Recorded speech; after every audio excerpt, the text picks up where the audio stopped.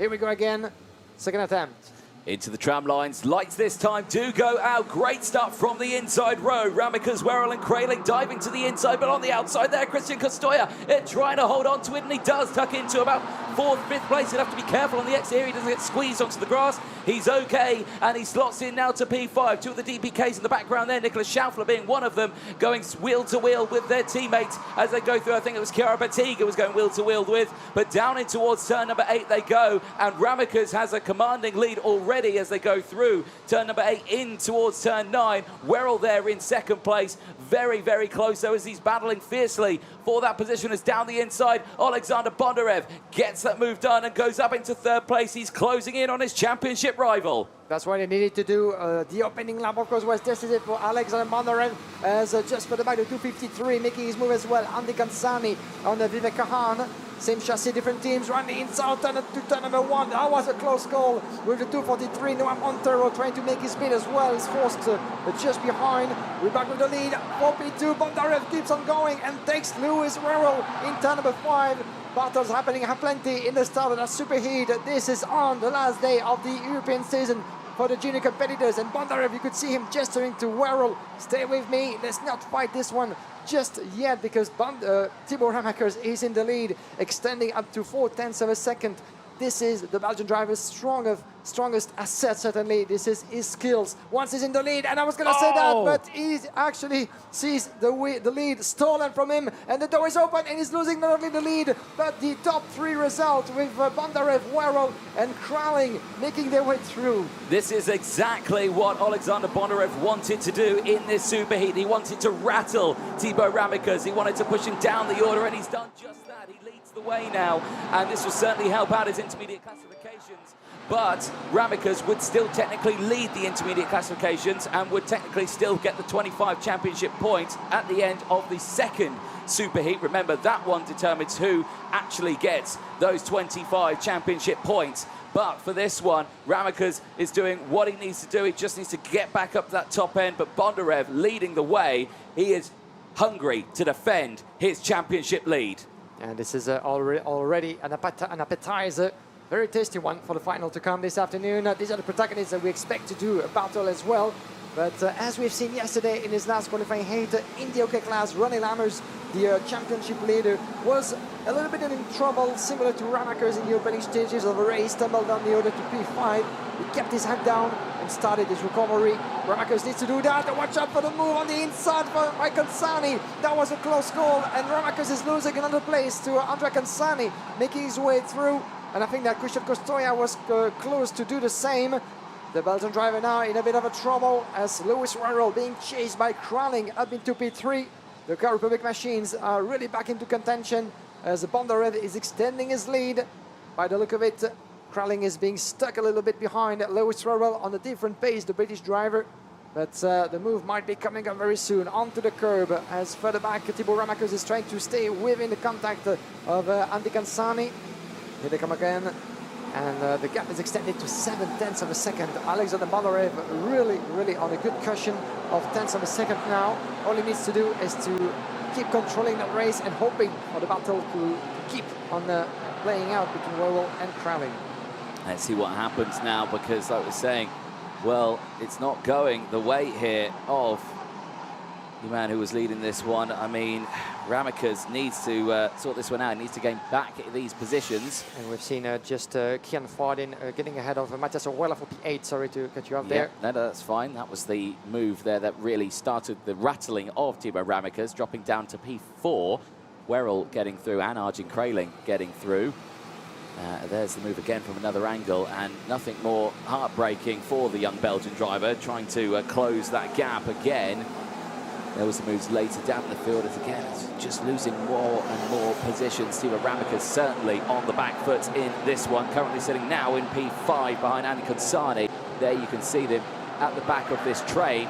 They are starting to close in now once again on Lewis Werrell, who is losing touch with Oleksandr Bondarev. Werrell here, who wants a good one, as down the inside there goes Andy Kansani. Ramakers goes through as well. Now Arjen Kraling dropping down 2 positions. This is what Ramakers needs to do now. He needs to claw back these positions, because remember, if Bondarev can jump him in the points, it would certainly help Bondarev out going into the final.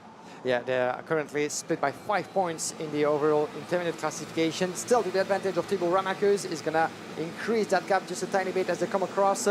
Now back to 9 points between Ramakers and Bondarev. So as for now, if Thibaut Ramakers stays where he is, well, he will be starting from pole position for this afternoon's final and get, as you said, the 25 points in the championship. Always easier said than done. But Bondarev is the man on a mission.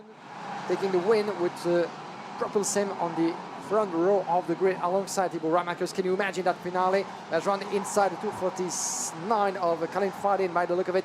Yes, indeed, Kian Fardin was making his way up to P7, getting ahead of Noah Montero, I think. Yes, indeed, confirmation on your screen. As we still have so many protagonists who can make the switch for position. Unlike Oleksandr Bondarev, 1 full second for the Ukrainian driver in the lead. Well, Kansani, Thibaut Ramakers, watch out for the Belgian driver. Is very, very fast at the end of that start-finish straight.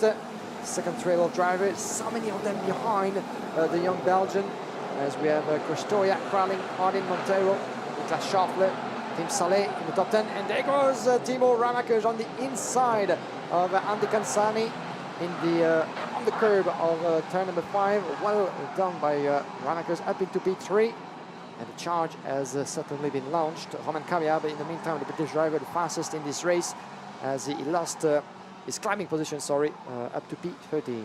This is a driver dedicated to become the European champion in OKJ in 2023. He is fighting back through this field now. Werrell is his next target. If he can get back up into second place, it would certainly help out his chances of starting on pole for the final later on and going for the 25 championship points. And he drove past him like Werrell was standing still.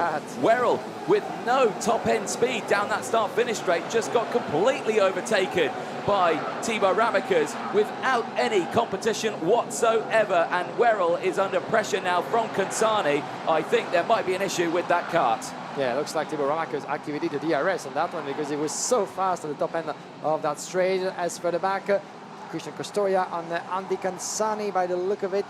Or maybe was it Aaron Kraling, my apologies, on Christian Kostoya, making his way up to P4 as the battle keeps on going up plenty. But Thibaut Ramakers, impressive pace by the young Belgian, who's been lapping 49.6 to a 49.9 for Lewis Werrell.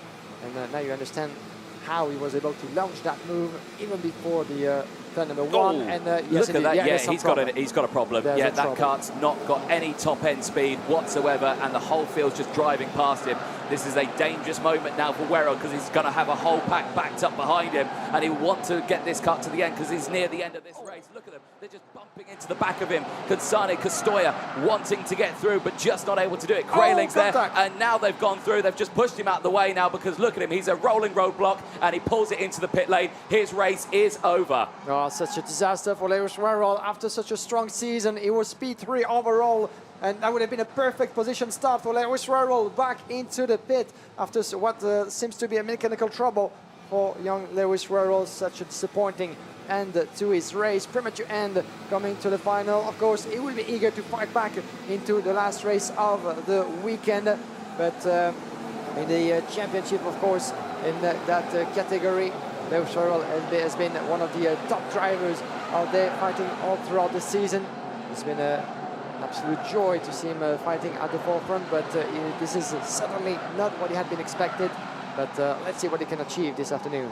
Yes, indeed. Well, the race goes on. Bondarev leads now by 1.2 seconds as Zhang Jose sets the fastest lap of the race. The driver for Ricky Flynn, and off the track. Oh, and it's Niklas Schaffler again and Kian Fardin. Oh, no, they've collided again at the same corner they collided at only yesterday.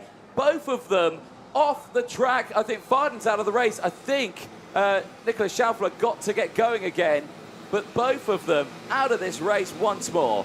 Incredible turn of event here as we have one of the protagonists having to back out of this race. Just of course, he will be eager to fight back into the last race of the weekend. But in the championship, of course, in that category, Lewis Werrell has been one of the top drivers out there fighting all throughout the season. It's been an absolute joy to see him fighting at the forefront, but this is certainly not what he had been expected. But let's see what he can achieve this afternoon. Yes, indeed. Well, the race goes on. Bondarev leads now by 1.2 seconds as Zhang Jose sets the fastest lap of the race. The driver for Ricky Flynn and off the track. Oh, and it's Nicholas Schaufler again and Kian Fardin. Oh, no, they've collided again at the same corner they collided at only yesterday. Both of them off the track. I think Fardin's out of the race. I think Nicholas Schaufler got to get going again, but both of them out of this race once more. Incredible turn of event here as we have one of the protagonists having to back out of this race just after Lewis Rarrell. Crowling and Niklas Schaufler dropping a little bit, and Schaufler dropping out of this race. But this is a superheat pressure eating up Lewis Rarrell, who retired of this race. He took his best result, in the back in Czech Republic with second place. He had been consistent all throughout the season. That's really going to hurt his ambitions for a podium result into the final. We're not there yet. Let's keep the fingers crossed. As in the meantime, let's see what happened back. This is on the inside. Niklas Schaufler clipping the curve. Oh, it just went onto the back, unfortunately, of the 249 of Vivek. It wasn't Vivek Kahan. It was indeed Arjen Crowling, wasn't it? It was caught up in that incident.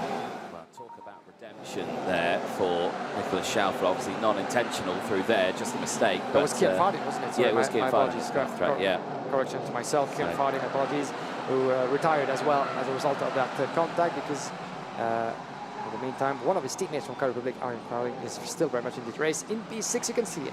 Yes.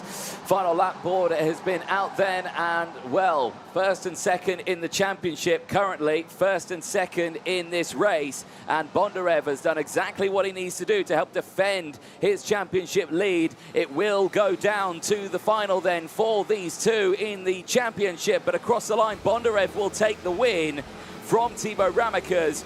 Ramekers would take the 25 championship points if, of course, as well, the second B Superheat goes their way. They are looking good. But Timo Ramekers now leads the intermediate classifications from Oleksandr Bondarev, from Christian Costoy and Kunsani. But your race winner in this one, Oleksandr Bondarev, showing Ramekers that he has got the pace today and he is a force to be reckoned with. I'll see you in the final later on today. Ramekers finishes second from Kunsani. Costoya finishes in P4 from Tame Soleil. Arjen Crailing finishes sixth from Noah Montero, Filippo Sala and Mateus Orjuela. Vivek Kantham rounds out the top 10 as the drivers make their way back into Parc Ferme. There is Oleksandr Bondarev on the scales, gets the thumbs up. You're all good. You've passed the first test of scrutineering. The second test comes up a bit later on. Remember, there has been a sea of nose cone penalties that have come in throughout the course of the day. The biggest, at least of that one, I've got to say, it probably went to Magic Gladys over the course of yesterday. He won on track, but unfortunately he got a nose cone at the end of that one. So again, it can plague the drivers, and as you can see, they're bumping and barging into towards the pit lane. They can get one before they've even after the race. Well, there's a look then at the provisional classifications at the end of Superheat A for OK Junior. Tiziano Monza then rounds out 11th place downwards from David Kozma. Chiara Batig finishing in 13th place from Vladimir Ivanikov, who gained 9 positions in that race, the same as David Kozma. Elliot Kaczynski running at the top 15 spots from Kamyab. Chartier Huben Schaufler did manage to keep going, but he finished in P19 with Gabriel Kerneken, who gained 10 positions, finishing in the top 20 from Efrem Durinov. Gaining 6 positions, finishing in 21st place from Johan Pokela from Genghis Peschel. Zhang Jose and Castellini, Aksoy, Aguma, Kellyat, Peldis and Bergesen. This a look at the highlights, and certainly an action-packed Superheat A for OK Junior.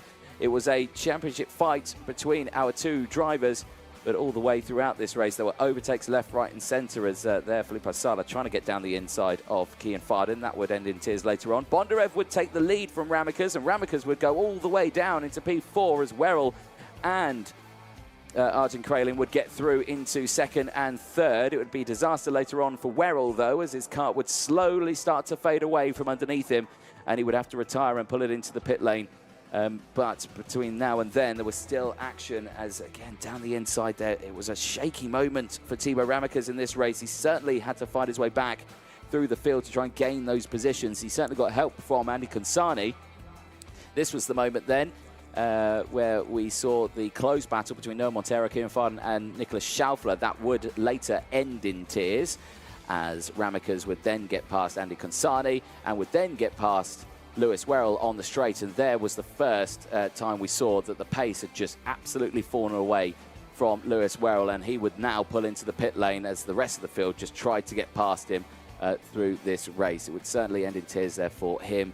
We'll see him back out later today in the final, but somewhat further down the field. This was the dramatic moment there where Schaufler just drives under the rear bumper of Kieran Farden. Farden out of the race, Schaufler continuing, and you may think to yourself that was that a little bit of redemption of what happened yesterday when Farden went down the inside of Schaufler and took each other out, but I'm sure the two will have a quick talk at the end of this race. Checker flag would go out though, and Oleksandr Bondarev would take the race win from Thibaut Ramekers. The two championship protagonists going into the final later on today. Make sure you do not miss that final, because we will crown a European champion. But between now and then, we still have the rest of the superheats before we go to the finals. We are down in Parc Ferme. Guillaume Alvarez, over to you. Thank you, Anthony. Live from Parc Ferme with Oleksandr Bondarev, the winner of the first of the two superheat in the junior class. Oleksandr, well done to you. That was an impressive recovery and pace. The job is done, starting from a little bit further back onto the grid, second row up to the lead. The first part of the job is done. Yeah, the race was nice. I managed to get into P1 from lap 2, I think, and then just had to control the pace. Thibaut started to catch me a bit at the end, but I think we have a really good chance for the final, and yeah, I'll try to win. So one more race to go, the most important of them all. In terms of points, you and Thibaut for the championship are still close, but what will be the strategy, you think? Pushing for the absolute lead or controlling like you did? I think that we will try to win the final, but of course the most important thing in this point championship. So I'll not go for any crazy moves or anything. I'll just try to stay up the front to get a title. Fantastic words. Thank you very much, and good luck to you, Oleksandr Bondarev, this afternoon. Let's see if we can talk.